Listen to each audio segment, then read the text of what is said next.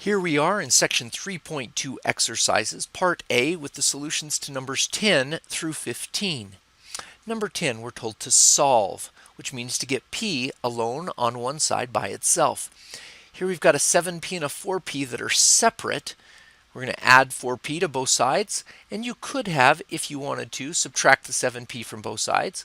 So we have 11p plus 13 equals 33. Now we have the p's all together, so we subtract 13, and we get 11p equals 20. Divide by 11 to undo and break that 11 off, and we get p equals 20 elevenths. And if you wanted to use a calculator to turn that into a decimal, that would be fine, but let's go ahead and check that answer. P equals 20 elevenths. Good. Number 11. We have 5n plus 48 equals 7n minus 2 times parentheses n minus 2. So if we go through our process, do we have any parentheses? We do. Let's get rid of them by distribution. There we go. So we now have 5n plus 48 equals 7n minus 2n plus 4. And just make sure that you know negative 2 times negative 2 gives you a positive 4. Good, we got rid of the parentheses. Do we have any fractions? We don't. So now let's combine all of them and get them to the right side, those n's. 5n plus 48 equals 5n plus 4. Which of these sets of n's do we want to get rid of? This one. Okay, minus 5n, minus 5n. To combine the n's all together, and those on the right hand side go away. And over here, when we combine them, they go away as well. We have 48 equals 4. How often does 48 equal 4? Never. So the answer here is that we don't have a solution. We can never make 48 equals 4. No solution. Let's double check our answer. No solution. Good. Number 12. 5x minus 10 equals 7, parentheses, x minus 2. Let's think, do we have any parentheses? Yes, so let's get rid of them by distribution. 5x minus 10 equals 7x minus 14. Okay, we've got to get those x's together.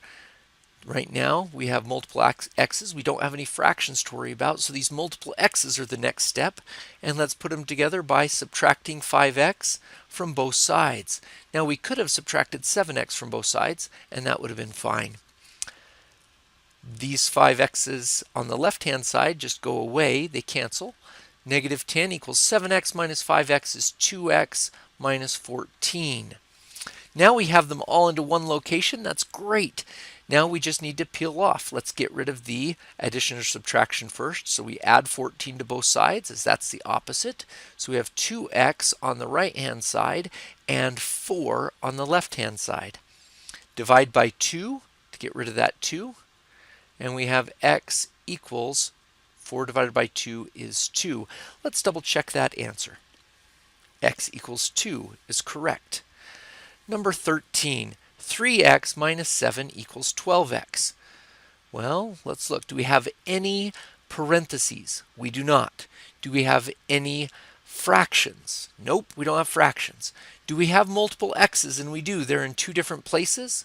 So we can either subtract 12x from both sides, or we can subtract 3x from both sides to get them together. Let's subtract 3x from both sides, and we have negative 7 equals 9x. Good.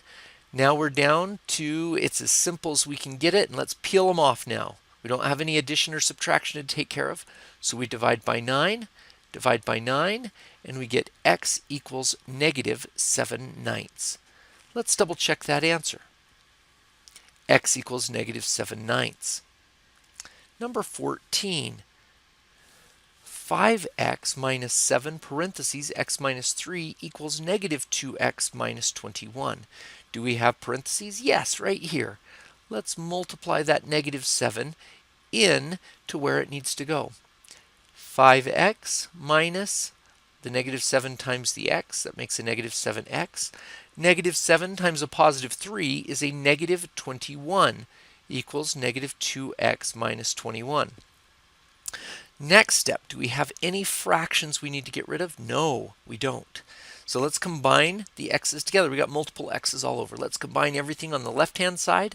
We have negative 2x minus the 21 equals, on the right-hand side, negative 2x minus 21. Ooh, something fishy going on there. We've still got to get the x's together on the same side. So we pick one of them, a negative 2x, and add 2x to both sides to get it off of one side, but look at that. It gets rid of both of those negative 2x's. So we're left with negative 21 equals negative 21. How often does that happen? It always happens. This is always true no matter what x equals. So x can be all numbers, any number at all, and so the solution set is all numbers. Let's check that answer. And yep, all numbers is what x can be.